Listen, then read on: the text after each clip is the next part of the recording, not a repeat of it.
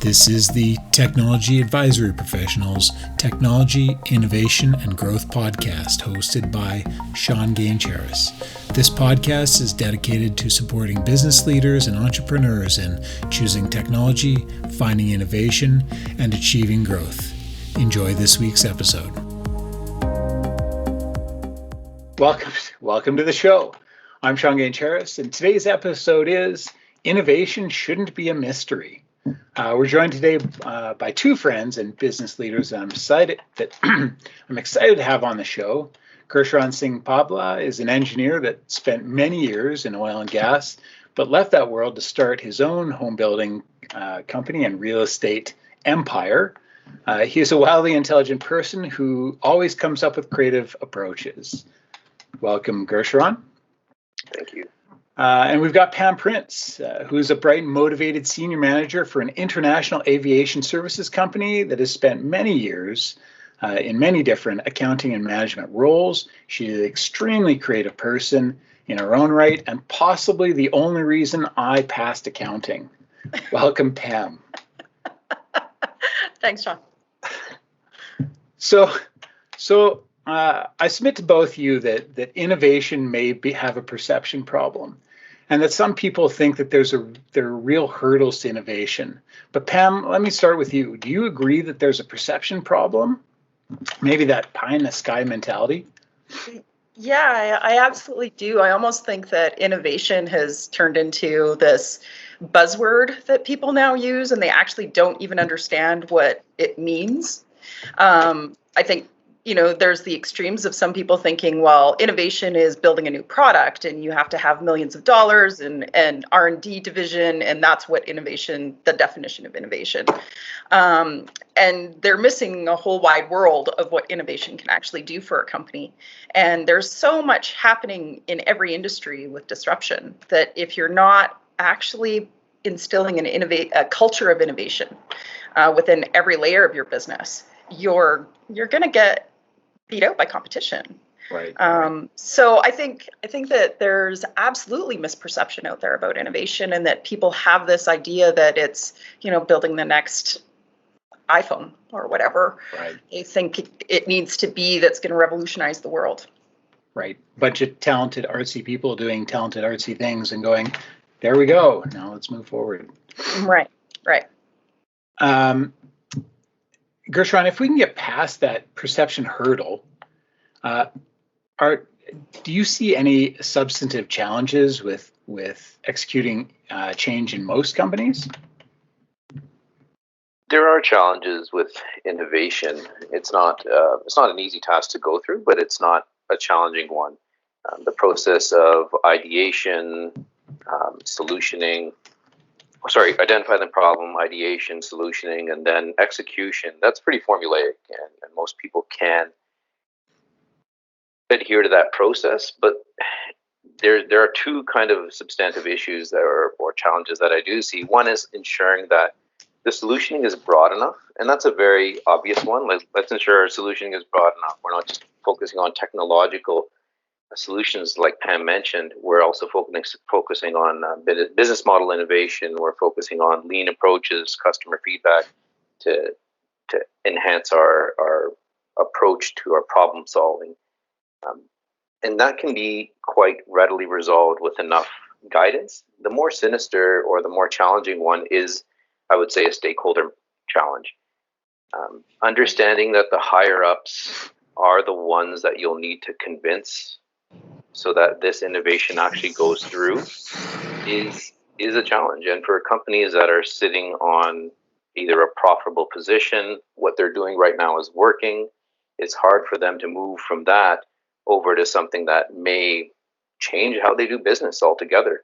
And that in itself is scary, and people do not like that type of change. So I find the greatest challenge is getting over that stakeholder piece and ensuring the folks who are authorizing this innovation are aligned with it.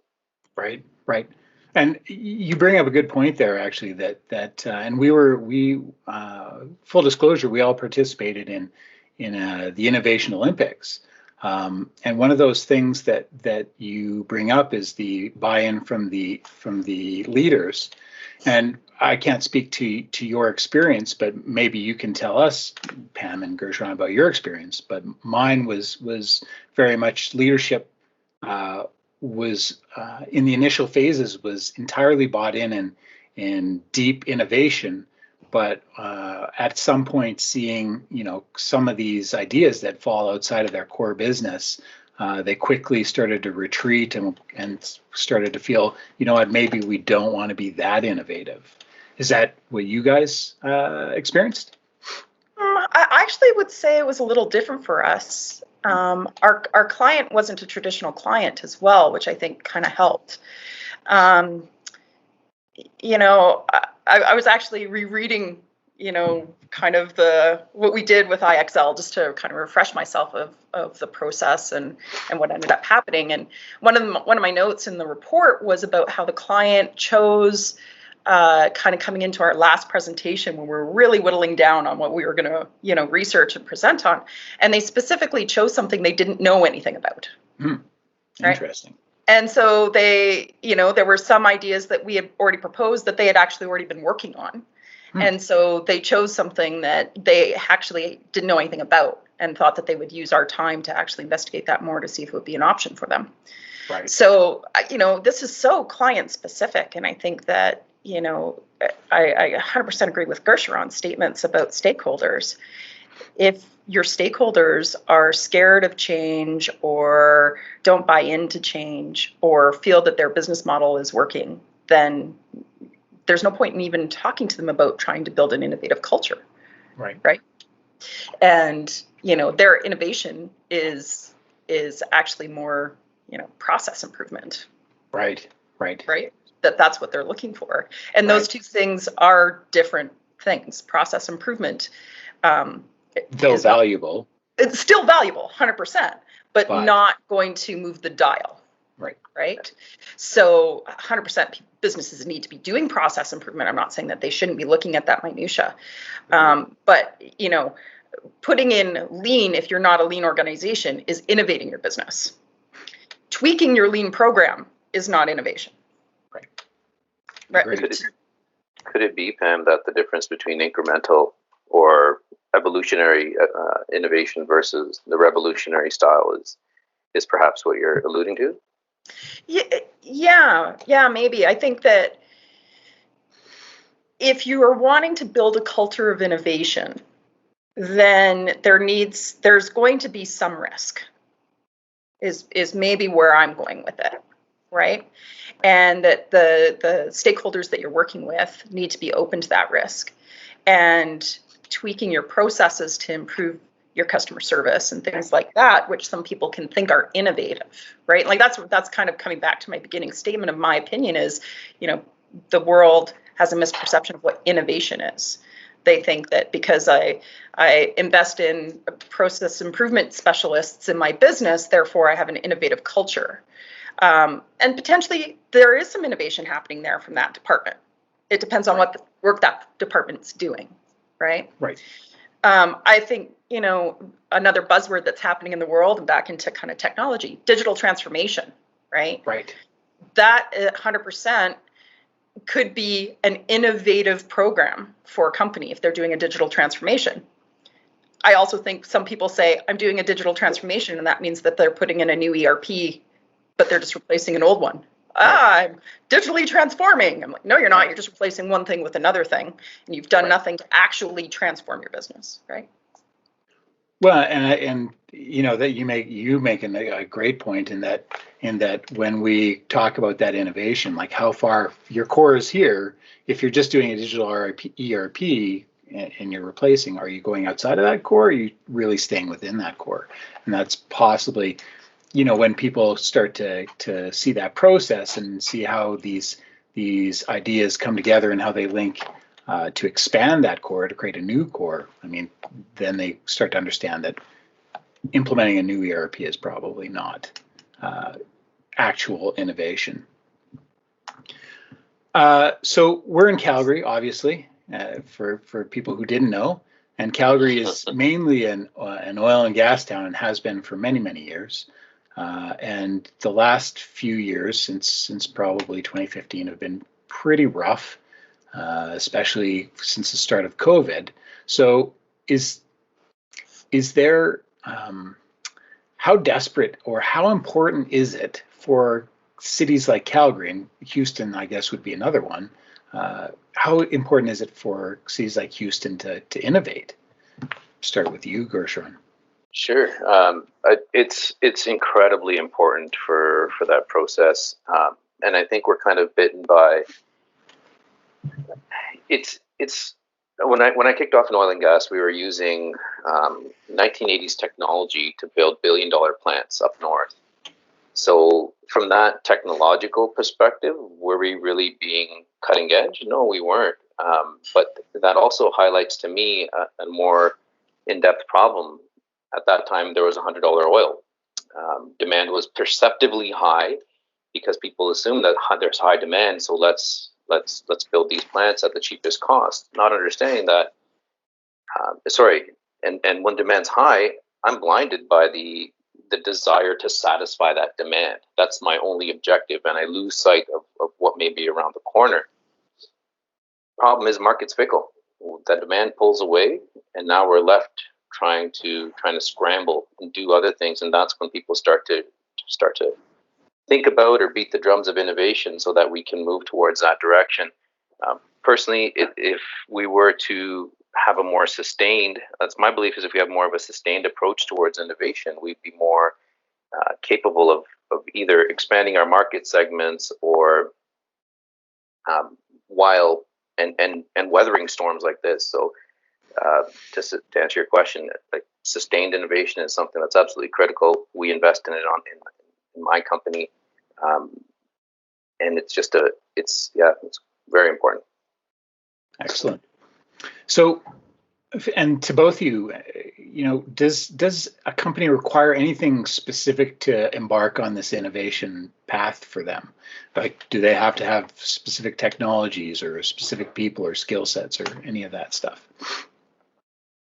I think Pam alluded to it quite earlier, as having an innovation culture is critical, but it's not quite a culture. You just have to believe that innovation is a necessity.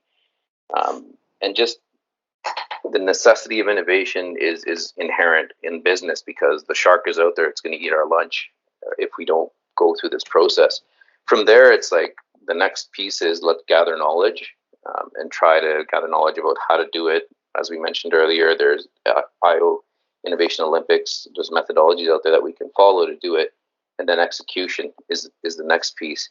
And then the fun begins. You start the experimentation and iteration from there. So, yeah, I agree with Gershon. It's attitude, right? Right.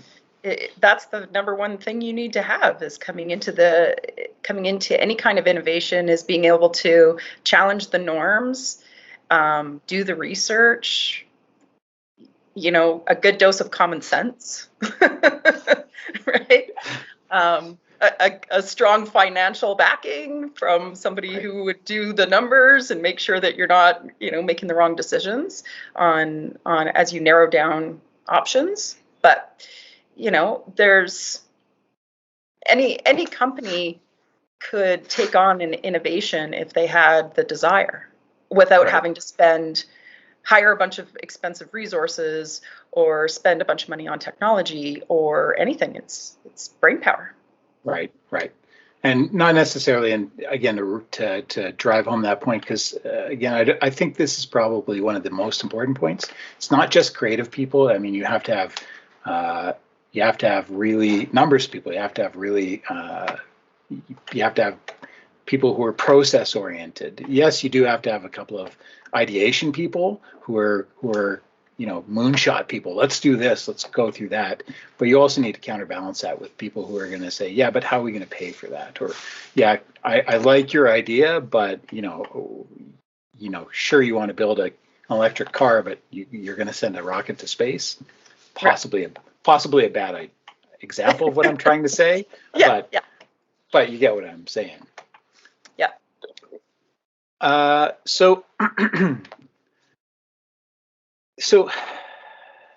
what, I guess I just want to focus a little bit on you guys right now, in how you see innovation working in two very different industries. Obviously, Gershon in home building, and Pam in the I want to say aerospace, and I guess that's the right industry. Industry. So technically, that is the mothership. So maybe Pam will start. Like, how are you executing, or how are you encouraging innovation in aerospace, which, from my perspective, is a industry that is rife with innovation. Yeah, I've been really pondering that as I've been coming into this, because you're right. People think aerospace and they go, that is the ultimate picture of innovation, and it's true, right? Like, aerospace is technically rocket ships going to Mars, and it's also a float plane taking people from the Vancouver Pier to an island, right? Right. And it's a kid's drone that is being played with in the backyard. Right. That is technically the scope of aerospace. As soon as it leaves land, you're in the aerospace industry. So it's broad. It's very, very broad. I work for a company that is on the aviation side of aerospace. So I'm not in the space side of aerospace, but I am on the aviation side of aerospace, and we work with airlines. So obviously our industry is being hit very hard by COVID, right.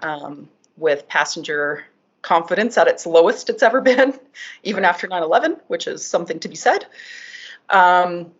So from an aviation perspective and innovation, it's really the big manufacturers that drive a lot of the innovation. So it's the Boeings and the Airbuses who are trying to take the aircraft and make it as light as possible, as fast as possible, as comfortable as possible, and keep the maintenance as low as possible, right? So one of the biggest expenses for airlines is fuel.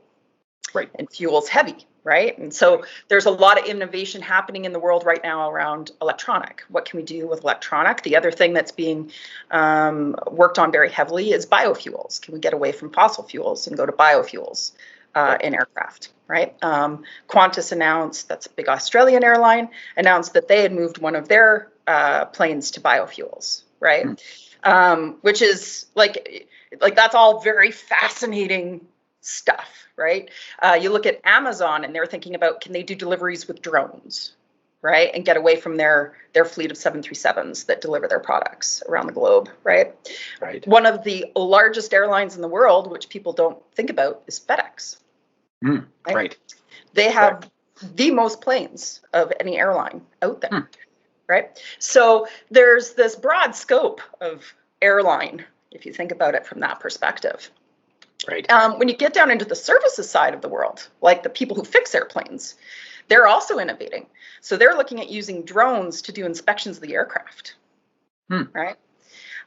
There's lots of work being done on augmented reality for mechanics, and virtual reality, and voice to text for instructions, right? So as the mechanics are tearing apart their airplanes, and they're an apprentice mechanic, how do we get instructions to them? And now we're in a COVID world. So should we be side by side with an experienced mechanic looking over the shoulder of an apprentice mechanic trying to repair the airplane? Right. So there's actually, in an industry that is suffering deeply because of COVID, at the last count I heard, there was something like 26 airlines that have now declared bankruptcy around the globe. Even with that happening, there's mass innovation still going on because we're still trying to figure out, how do we serve the public? How do we make everyone feel safe to get on an airplane? What kind of air filtration do we need to put on the aircraft? What kind of blockades do we need to put in between seats? What can we do? What can we do for cleaning? What can we do for hygiene? How are people going to feel safe getting on a plane for 12 hours? Right. So there's all kinds of things happening. Get further in the supply chain. Airports are innovating. How do we make passengers feel safe getting from their car to the aircraft? Right. Yeah, so it's definitely an interesting time to be in this industry, and there's lots of innovation happening. Right. Yeah, and the Boeing 737 Max. debacle. Yeah, that didn't. That's it's COVID. After that, it's just really decimated. Boeing's had a. I mean, Boeing will be fine ultimately, I believe, but they've had a pretty rough time of it in the last year, we'll say. Oh yeah, yeah.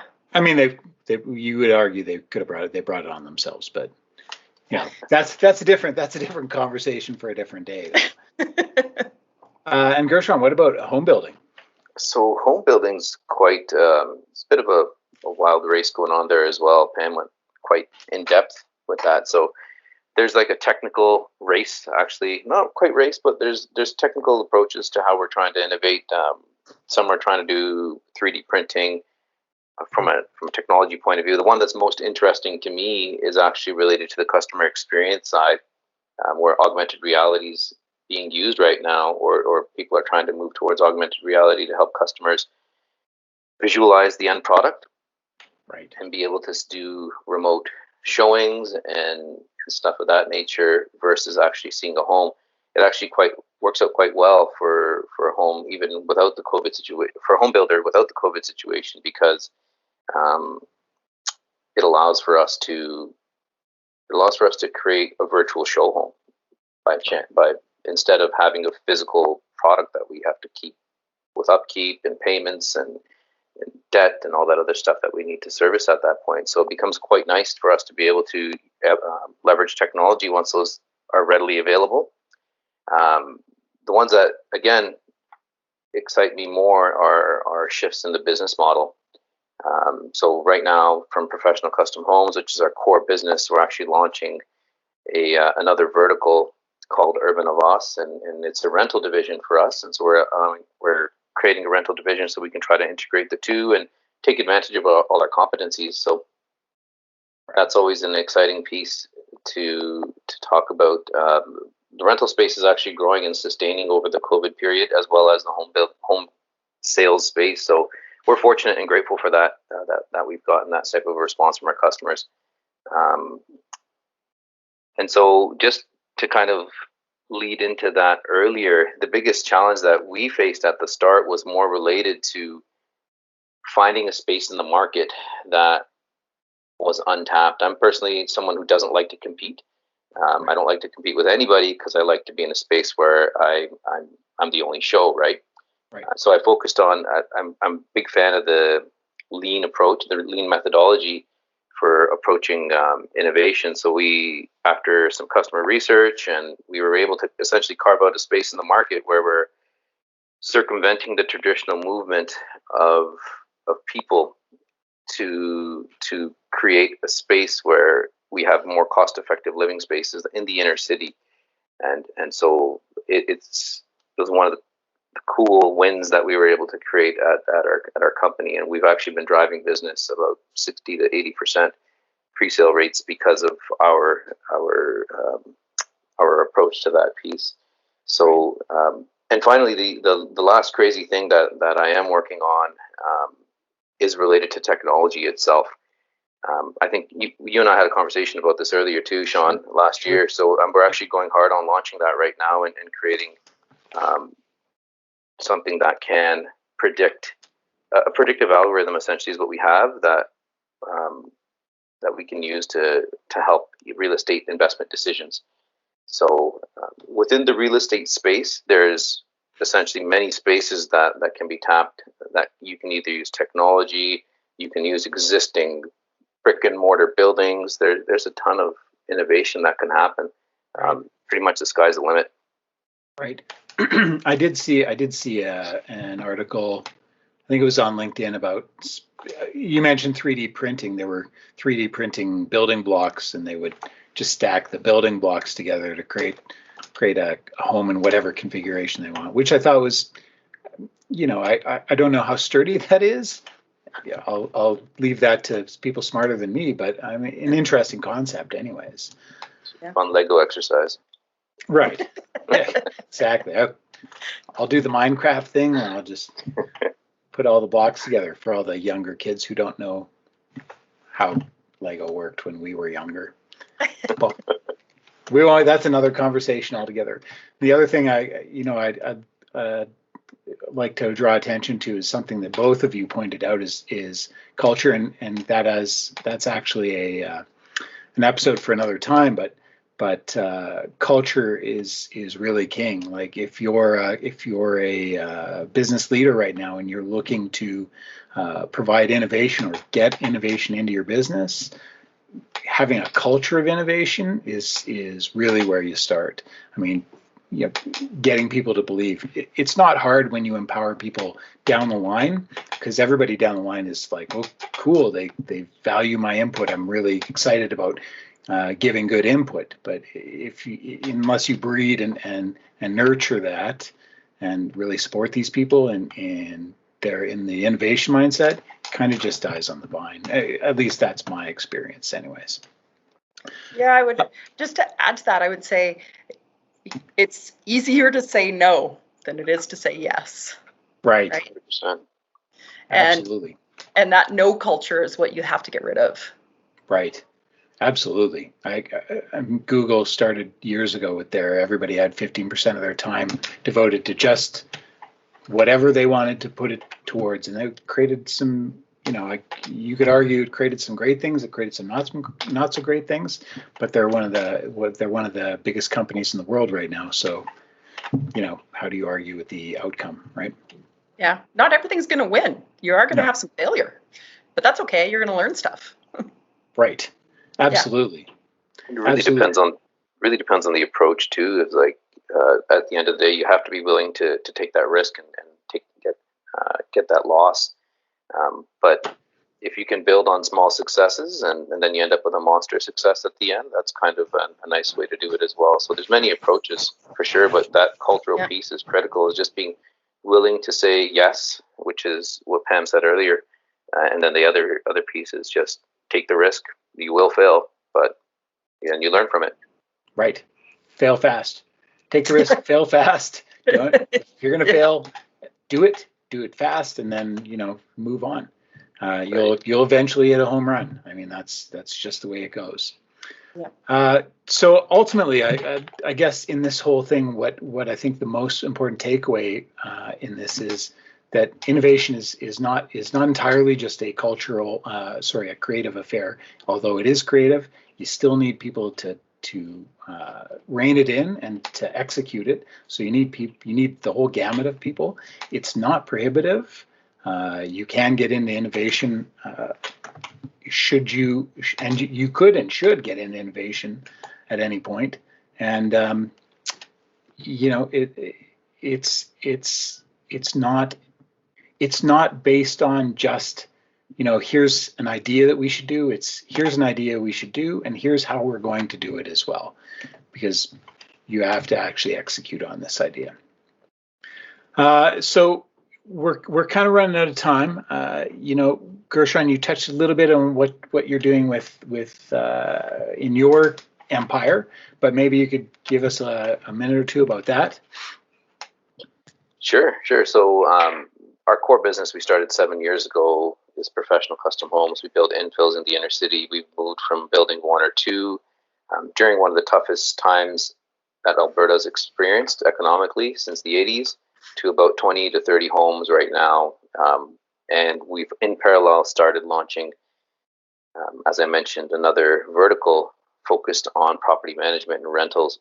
So that's kind of our core business, is the infills, and then doing development with rentals is our second wing. And then I'm personally with another business partner. It's kind of unplugged from that system, taking the knowledge and the learnings and the challenges that we're facing from there and running a real estate tech company that's focused on the prop tech space. Real estate tech, prop tech, same thing. And then with that, we're moving towards creating technologies that are focused on convenience, simplicity, and just easy use, similar to what Square is relative to Visa or MasterCards, while taking insights from that space, from that data or the information that we're getting to create business intelligence decision-making tools for potential real estate investors or builders or property management companies. Just, yeah, so that's kind of the gist. The three things that I'm working heavily on right now. Right. Excellent. That's Knowing exciting. Gershon, he probably has 10 more ideas. For those who don't know Gershon, like a rolling stone gathers no moss. That's how he kind of lives his life, forever in motion, forever doing things. So, I mean, it's great. Pam, maybe you've got some things going on. Yeah, honestly, right now it's a lot of work at my company, right? Being in aviation and having commercial airlines as our primary customer, there's just been a lot of work over the last few months trying to figure out what is this going to look like and how quickly is the industry going to come back. It's actually watching the pandemic from a global basis, and seeing where markets are rebounding and what opportunities we have. It's such a funny time. Like I said, there's so much innovation happening in the industry because of the pandemic. And then there's also these opportunities. 26 airlines have gone bankrupt. There's buying opportunities like crazy. So, trying to find the right things to invest in and make smart investments that aren't going to damage the company in the long term while we try to survive and thrive through this. Right. And I'll say at this point, anybody that's on the airline side is trying to survive. That aerospace as a whole, though, the commercial aviation is what's being impacted. If you look at Medevac, if you look at freight, if you look at business charter, there's a whole bunch of that are actually booming during this time, right? Defense is through the roof with growth because countries are saying, well, we need to invest in infrastructure. Let's invest in aerospace defense. That's someplace where we can put money in and employ all of these aviation people that are unemployed, right? Right. So there's definitely pockets of the segments that are doing very well. I just happen to work in a segment that is not. Well, it's not going anywhere, so it'll all come around. It's 100%. 100%. IATA is saying that they think we'll be back at pre-COVID levels in 2024. That's their projection. So it's going to be a long road, but there's going to be winners and losers, and it's definitely a fun challenge being in management and the leadership team trying to figure this out. Right. Knock on wood for a vaccine in January, and then we can start getting back to reality, or what our pre-COVID reality. Yes. Anyways, guys, it was great to have you on. You know what? If people want to contact you, send us an email at podcast@tapintotech.com. I'm happy to share contacts with people who want to get in touch with Gershon or with Pam, and we'd love to spread the business. All right, so we will talk to you guys later. Thank you for joining us. Thanks, John. It was an absolute pleasure, Sean. Thank you. Thanks. We hope you've enjoyed the Technology Innovation and Growth Podcast. If you have any questions, comments, or would just like more information, please feel free to reach out to us at podcast@tapintotech.com. If you have any questions for me, Sean Gainge-Harris, my email is sgaingeharris@tapintotech.com. You can also find us on LinkedIn, Twitter, YouTube, and at www.tapintotech.com. Music provided today by www.bensound.com. Thank you for listening.